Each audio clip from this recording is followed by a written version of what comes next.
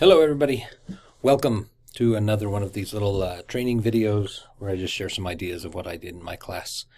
This week I'm going to be sharing just some real general ideas, some of them from the curriculum, some outside the curriculum, that I did for Abraham 1 and 2 and Genesis 12 and 17 as we start to introduce the Abraham story and things like that, both in the book of Abraham and in Genesis. So the first lesson starts off with the book of Abraham, and I thought it was helpful. I downloaded a little video from the church website. This was not in the curriculum. The video is part of the Now You Know series of videos on the church website. Really good little series if you've never seen it. It's just some animated graphic things explaining.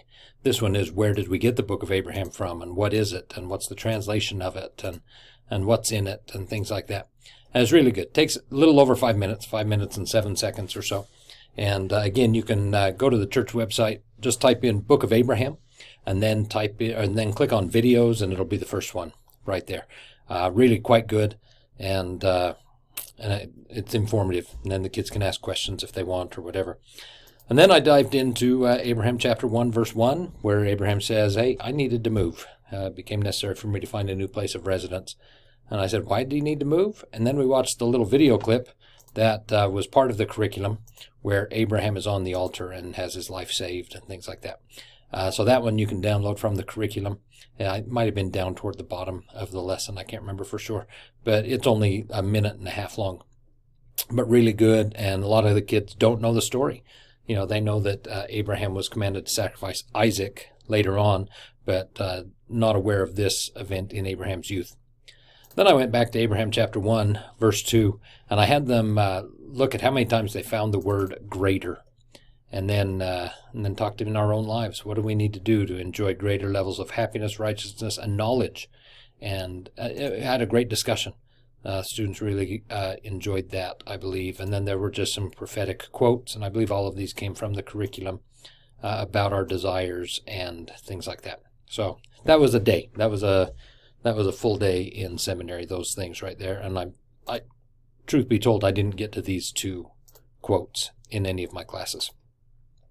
Then the next is I did Genesis 12 and 17, which I said also could have been titled the Abrahamic Covenant. And if you were to actually play this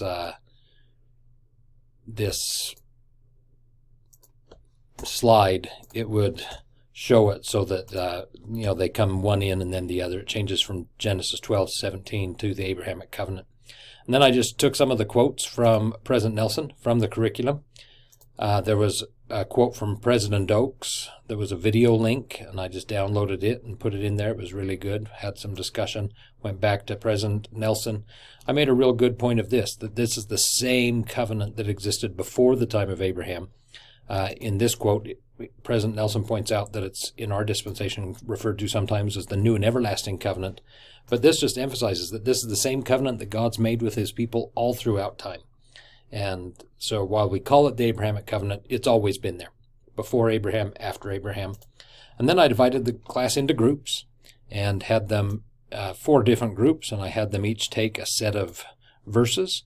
And what did the Lord promise to Abraham? What were the promised blessings?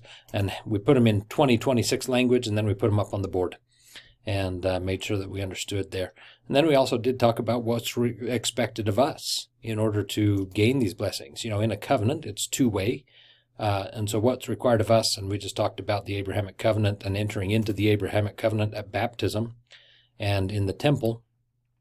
And then we, see there it is more completely in the temple, but we entered at baptism and talked about what we covenant to do at baptism and then again in the temple, and listed off the 5 covenants of the temple endowment. And then I ended that class after we discussed the blessings here. Then I went with this quote, and we just discussed how all of this is made possible through the atonement of Jesus Christ, and that Jesus Christ is what makes the Abrahamic covenant even possible. Really, it was a couple of really good lessons, and then throw in a life prep lesson and a doctrinal mastery lesson that week. It was also the week that we did the Assess Your Learning for the end of the that lesson block period, and it was a full week with those things.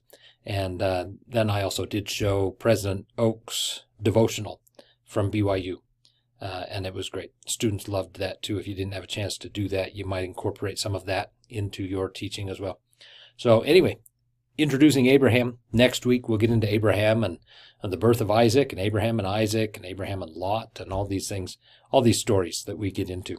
So make it a great week. I hope you have a good one. Hope you have an enjoyable Valentine's Day weekend also, and an enjoyable President's Day. And if you celebrate, it's also Chinese New Year this weekend. So it's really a party of a weekend. Hope you enjoy it. We'll see you next week.